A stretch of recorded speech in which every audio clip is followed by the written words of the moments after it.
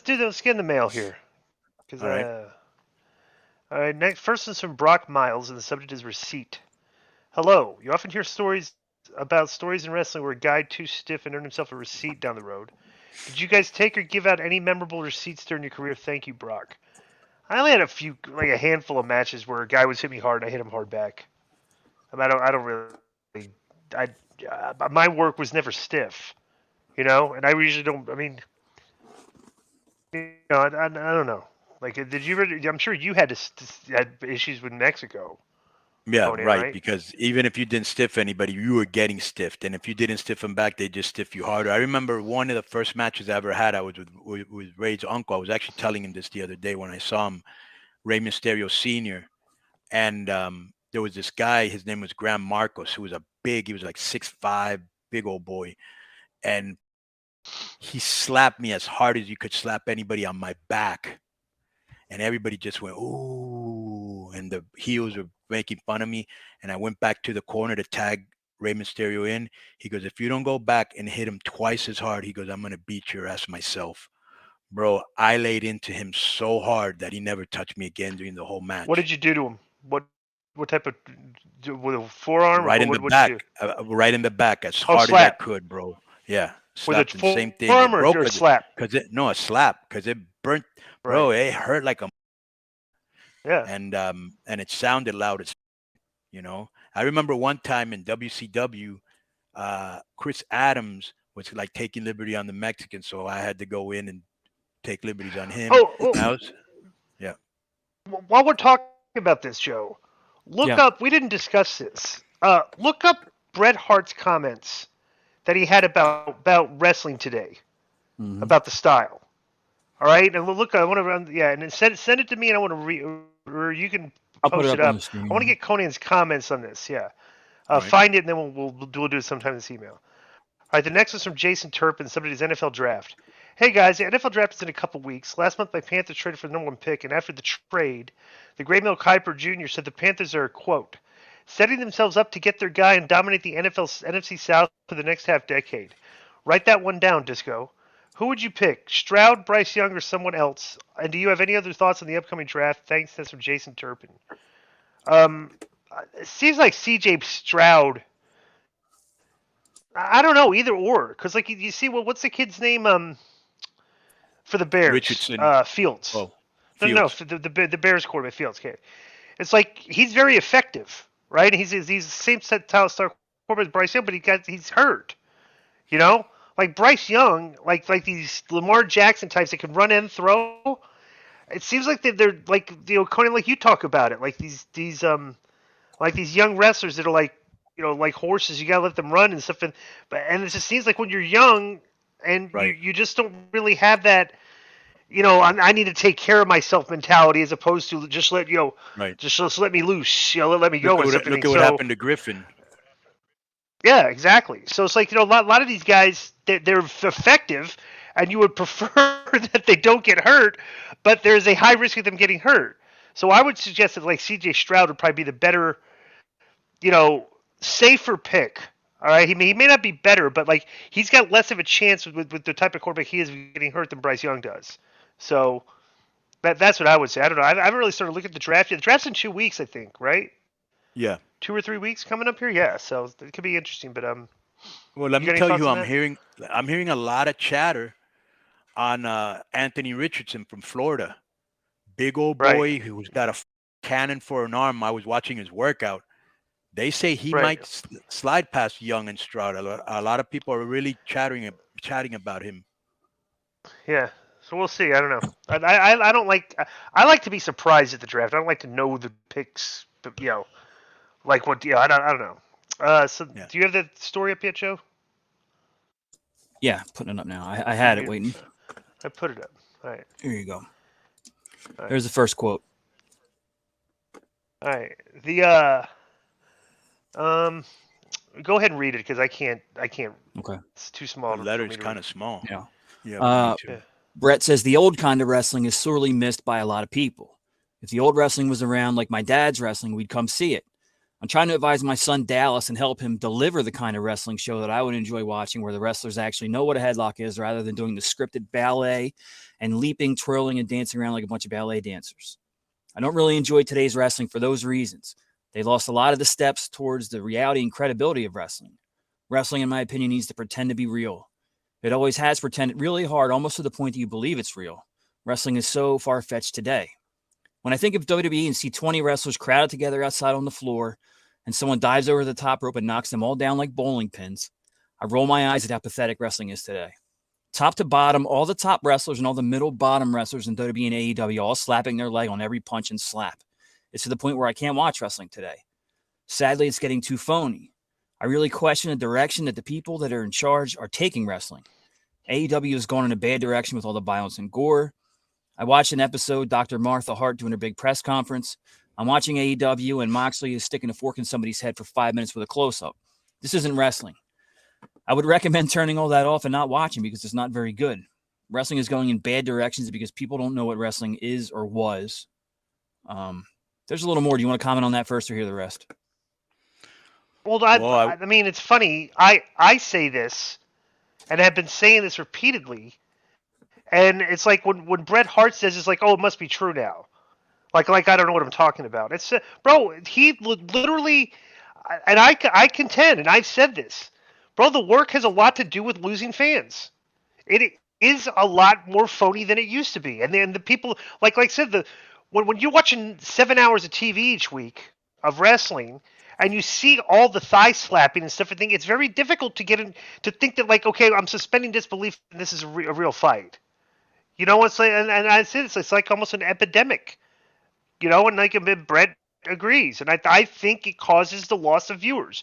And I would contend that our style back in the day, were the details were very good with details and strikes, you know, like punches and stuff like that. Like everybody could throw a punch, everybody looked like they could fight.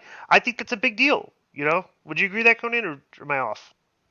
Yeah, no, I would agree with everything he said and you said. I think my point of view on this, though, is when he says, oh, we're not watching wrestling anymore, you know, well, you are. It's modern wrestling, unfortunately. That's what you're watching. Right. And if you run off fans, it's probably older fans that was used to the better, more realistic style. But now you got to start thinking every fan after like 2005 or whatever the year started to get really goofy, you know, they don't know any better. And that's what they're used to. And the next fan base will be used to that too. And they might even get goofier. You know what I'm saying? But I will say this, WWE's done a really good job of most of their matches are logical and believable and good, but they like to throw a lot of entertainment in there, which entertainment was always a part of wrestling, but not as much it is as it is now. Yeah. Well, I would disagree with. I'm going to disagree with one thing here that you're saying. I think this new style, bro, wrestling is not drawing new fans, and I think this has a lot to do with it. It's not like, you know, the older fans, like remember, like in the year 2001, I think the median age of the fan was 27 years old. 21 years later, the median age of the fan is like 51. Yeah, that shows that wrestling is not drawing new fans. It's like the fans are literally getting. But isn't that weird that the oldest fans who should not like the show are watching it? That's what they say. I don't trust that, man. And I don't know because I'll give you an example. Yeah. But Disco, you don't go to shows. You don't see the live crowd. It's not just a bunch of 51-year-olds and above, or in that. You know what I'm saying? It's everybody. No. But the television viewer, but professional wrestling, right? You know, it's like a habit. Like wrestling is on every single week. You know, so like your older fans, when you grow up and for 10 years you watch wrestling every week, it's very difficult to get out of that habit of watching wrestling. Yeah. You know, so it's like older fans, you're engrossed in the habit of watching, and you just continue to watch and probably until you die. You know what I'm saying? But what they're not doing is drawing new fans that want to get involved in that habit, because like there's other things too. Like, you know, video games weren't as big as they are now. You know, like back then. So like there's a lot of time in the day. Like, you know, there's Netflix, there's streaming, there's video games. It's just more competition to draw and more wrestling channels, because I remember when I was growing up, there were only 3 channels. Then cable came on, and there were a couple cable channels. Okay. But Right. now there's, between streaming and all the channels 400 that there are. channels. Yeah. It's like 1,000 channels. It's crazy, right? When I was a Yeah. kid, it All right, stopped at let's- Before you 30. It couldn't stopped watch at movies. 32 channels. Yeah. And before you couldn't Yeah. watch movies at your house. Now you can. Yeah. So Do you want there's to a hear? lot of- All right. So, Yeah. Go Do you want to hear ahead. the second part of this, Di, or just move on? Nah, so we made the point. So next is from Niall Foster, and the subject is Dominik the Champion. Conan, Disco, and Joe. You guys have often spoken about how certain wrestlers don't need title belts to get over. At the minute, Dominik Mysterio is in close contention with Roman Reigns over who's the greatest heel in the business. So my question is, do you think that Dominik needs a title run? Him and Ray battling over the U.S. title could lead to some really cool matches, or do you think this feud doesn't need a belt on the line? By the way, guys, how cool is it that in August both AEW and WWE will be running stadium shows for the big summer events? Wrestling is in a very strong place right now. No, Dominik doesn't need the title. Dominik is over because he's doing his punk kid character that's disrespecting his dad very well. Like he doesn't need, his heat comes from the fact that he's immersed in his character. He absolutely does not need a belt. You could put a belt on him down the line, but it's like, he's got solar heat right now as it is. He doesn't really need it. I mean, would you agree with that, Conan? Yeah, 100%. Everything you said. I will also contest this. It was funny too, because everybody and their mother is talking about this Wembley show that AEW is going to do. Like, days between how many thousands of people does it need to be a success and stuff like that. And it's like, dude, it's like, I hear this conversation. I tweeted this. It's like, bro, all everybody's like, one show is like that's a very minor metric, right? Because like we've always talked about big shows, like the wrestling audience today, because it's smaller, they're attracted to big shows, which is why weekly television has been problematic to try to get fans to watch like on a regular basis. They get attracted to the big shows. The AEW, like, bro, they may do 50,000 people for that show because like your people from all over the UK will probably come to go to Wembley to go see the show. It's not. It's like some people that's like a drive from like going like from Atlanta to Charlotte. It's like a few hours for people to drive, but they'll come from all over, right? But that doesn't, it kind of masks their problems. Their problem they're having right now is drawing good weekly television ratings. They're having trouble getting over 900,000. This show does absolutely nothing to assist that metric. It's like we could talk about this show forever. It's one show. Their problem is their weekly television. And their storytelling. That's So I don't know. And plus, I think they would need Punk for that show. Would you agree with that, Conan? Goldberg's out there. Maybe Goldberg helps. Maybe. What do you think, Conan? Yeah, well, England's always been first of all, very hot crowd, and when we went with WCW, and then even when Impact went, they did good. Impact shows in England looked great. They were wild, man. Right. Yeah. If you remember when we went with WWA, we did good with all the ex-WWE right. and WCW guys. So they'll show up and they'll make a ton of merchandising, and they're good fans, But like Glenn says, they have a bigger problem, which is attracting newer fans and viewers. Right. Like their base will be able to draw a huge crowd for that show because they're very passionate. Like whenever AEW has a big show, they draw. They sell it out. They do good numbers on pay-per-view and stuff. But it's like, then the next week on TV, it's like, it's like back to normal. It's like it's not, I don't know. It's like, and the WWE is the same way too. Their pay-per-views are doing great. Like because they know how to run big shows and like produce them well. So I don't know. We'll see. I mean, there's gonna be a lot of everybody and their mother's gonna talk about it, but I would suggest that show could probably do. I think it could do 50,000 people. Because it's the first time over there, first time seeing a lot of these guys. There's gonna be a lot of buzz. People come from everywhere. They'll come from Scotland. They'll come. You could easily do 50,000 people. On that show, be there. But it's a 90,000. Right, it's a 90,000 seat, stadium though. It's not. Were you expecting laughter on that, Joe? That last joke that you threw over there? As long as I amuse myself. Yeah, it's a good kazoo for that one. Next one's from Tourist Wobbled, and the subject is White. Jay White just debuted, or should I say officially debuted as a contracted AEW wrestler last week, despite the IWC reporting that Jay White had not been in talks with WWE. Question: do you think that Jay White beat an AEW will actually add anything to the company? I'm sure he got offered great money, so good for him, but I think personally that Tony Khan has once again signed another guy for the sake of having a debut on his TV.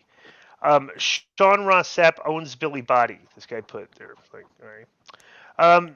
Jay White, bro, I don't.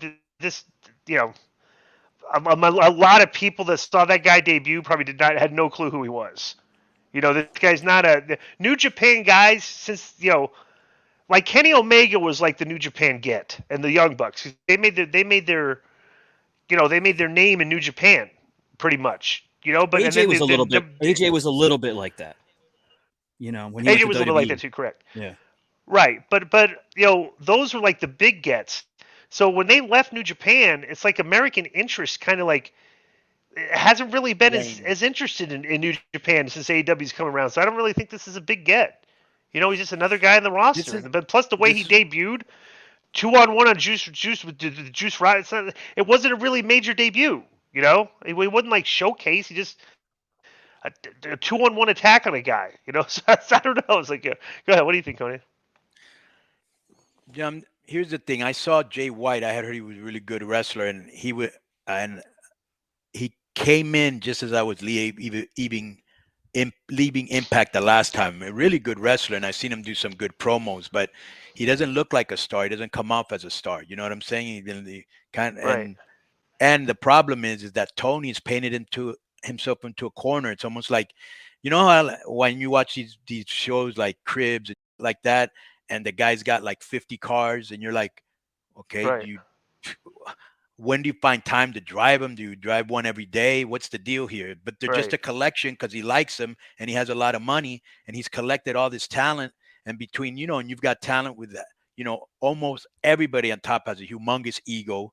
They're afraid to lose their spot, or just, hey, I'm here. You're paying me. Do something with me. So you've got all of that, and he keeps adding more and adding more. And to him, he gets over because he over delivers, which he should in a lot of ways, but without forsaking the mainstream audience. He always over delivers to his hardcore base, because they're probably loving this. Yeah. Well, I'll say this too.